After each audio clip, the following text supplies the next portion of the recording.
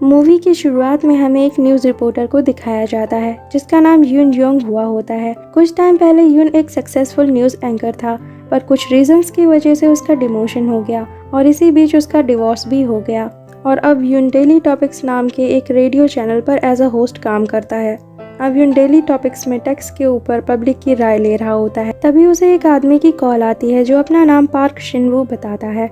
वो यून से कहता है कि उसके हाथों में बॉम्ब है जिससे वो मापो ब्रिज को ब्लास्ट करने वाला है। अब ये सब सुनकर यून को लगता है कि कोई उसे प्रैंक कॉल कर रहा है, इसलिए यून पार्क की बातों को ज्यादा सीरियसली नहीं लेता और कॉल काट देता है। पर कुछ ही देर बाद यून देखता है कि पार्क ने मापो ब्रिज को सच में ब्लास्ट कर दिया है। अब यून तुरंत पुलिस को कॉल लगाता है, पर कुछ सोचने के बाद कॉल काट देता है और अब वो सीधा अपने बॉस को कॉल करता है और उसे पार्क की वॉइस रिकॉर्डिंग सुनाता है और उससे लाइव कॉल पर बात करने का डिसाइड करता है ताकि हर कोई पार्क और यून की बातों को लाइव सुन सके और इससे उनके न्यूज़ चैनल की टीआरपी भी बढ़ जाएगी। तो उसका बॉस इसके लिए मान जाता है, पर पार्क उससे लाइव बात करने के लिए बहुत सारे पैसों की डिमांड करता है। तब यून का बॉस पार्क को पैसे भेज देता है। अब यून अपनी और पार्क की कॉल का लाइव टेलीकास्ट करता है जिसमें यून पार्क से पूछता है कि उसने ब्रिज को क्यों ब्लास्ट किया। तब पार्क उसे बताता है कि 1983 जब ये ब्रिज बन रहा था तब उसके डैड उस पर काम करते थे, लेकिन अभी 2 साल पहले यहाँ पर कोई बहुत बड़ा इवेंट होने वाला था जिसमें फॉरेन के कुछ खास लोग आने वाले थे और उनका आना जाना इसी ब्रिज से होने वाला था, इसलिए इस ब्रिज को रिपेयर कराया जा रहा था। और उसी रिपेयरिंग के दौरान 3 वर्कर्स ब्रिज से पानी में गिर गए थे और डूब रहे थे, पर किसी ने उनका रेस्क्यू नहीं किया क्योंकि हर कोई उन फॉरेनर गेस्ट को संभालने में लगा था। और उन वर्कर्स के मरने के बाद भी ना तो किसी ने इसके लिए उनसे माफ़ी मांगी और ना ही उनके परिवार को किसी तरह की हेल्प की, इसलिए वो चाहता है कि कोरिया का प्रेसिडेंट खुद उन वर्कर्स की फैमिली से माफ़ी मांगे। अब यून पार्क को समझाता है कि प्रेसिडेंट ऐसे ही किसी से माफ़ी नहीं मांगते, पर पार्क उसकी बात नहीं सुनता और कॉल काट देता है। इसके बाद हम यून की वाइफ ली जीसू को देखते हैं जो खुद एक न्यूज़ रिपोर्टर होती है और मापो ब्रिज पर जाकर उसकी कंडीशन को कवर कर रही होती है। इसी बीच यून को फिर से पार्क की कॉल आती है जिसमें पार्क यून को बताता है कि उसके ईयरफोन में बॉम्ब है और अगर उसने उसे निकालने की कोशिश की तो वो ब्लास्ट हो जाएगा।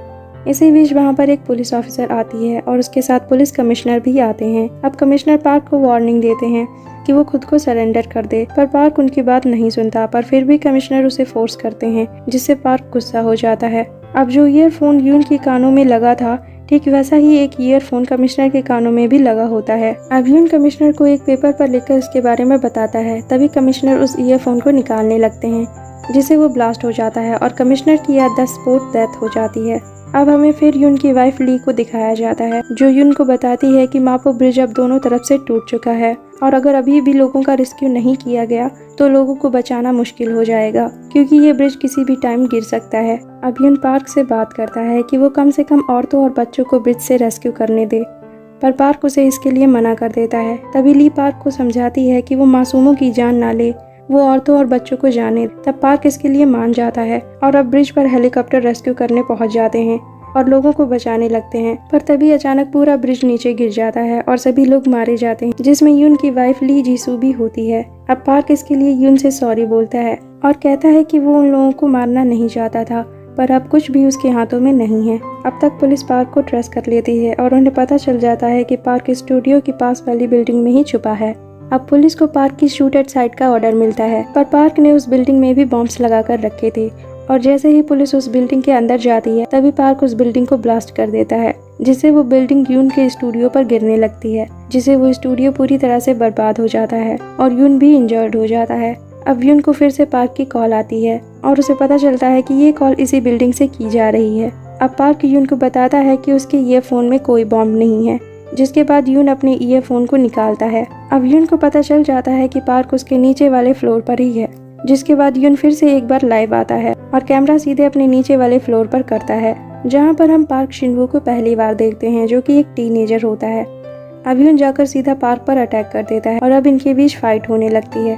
तभी एक और ब्लास्ट होता है जिससे वो बिल्डिंग और नीचे गिरने लगती है, जिससे पार्क बिल्डिंग से नीचे लटक जाता है। अब यून पार्क से पूछता है कि उसने बस उसे ही क्यों चुना। तब पार्क उसे बताता है कि उसके डैड हमेशा यून की ही न्यूज़ देखते थे क्योंकि उन्हें यून पर भरोसा था, पर उसने भी उनके लिए कोई आवाज़ नहीं उठाई, इसलिए वो यून से नाराज़ था। अब यून उसकी बातों को सुनकर काफ़ी गिल्टी फील करता है और उसे सबकी तरफ से माफ़ी मांगता है और उसे ऊपर खींचने लगता है, पर तभी पुलिस पार्क को शूट कर देती है जिसे पार्क नीचे गिर जाता है, जिसके बाद यून बिल्कुल टूट जाता है क्योंकि अब उसके पास कुछ भी नहीं बचा था, क्योंकि उसकी वाइफ भी मर चुकी थी और उसका करियर भी अब खत्म हो चुका था और वो पार्क को चाहकर भी नहीं बचा पाया। और इसी गिल्ट में यून बॉम्ब की रिमोट को दबा देता है और पूरी की पूरी बिल्डिंग यून के साथ नीचे गिर जाती है और यहीं पर ये मूवी एंड हो जाती है। मूवी एक्सप्लेनेशन अच्छी लगी हो तो like and share it and don't forget to subscribe my channel and thanks for watching.